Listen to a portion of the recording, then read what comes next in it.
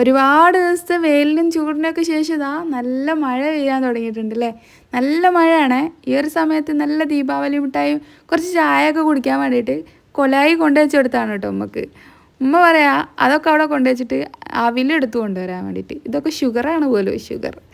എന്താല്ലേ ഒന്നൊക്കെ തിന്നു വിചാരിച്ചാൽ ഒരു കുഴപ്പമില്ല. ഒന്നൊക്കെ നമുക്ക് എപ്പോഴൊക്കെ തിന്നൊക്കെ ചെയ്യാം, പക്ഷെ പേടിയാണ്. ഇത് കണ്ടോ, ഈ ദീപാവലി മിഠായി നല്ല രസമല്ലേ കാണാൻ തന്നെ, പക്ഷെ കഴിക്കാൻ ഭയങ്കര മധുരമായിരിക്കും, ഭയങ്കര മധുരക്കട്ടായിരിക്കും.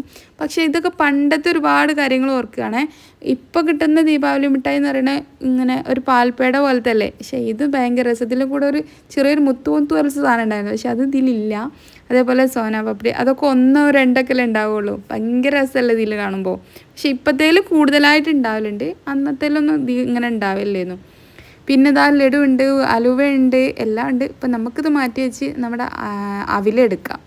അവിലിതാ പാത്രത്തിലാക്കി ഞാൻ അതങ്ങോട്ട് കൊണ്ടു കൊടുത്തപ്പം ഒന്നും പറഞ്ഞില്ല, അതങ്ങ് കഴിച്ചു. അപ്പോൾ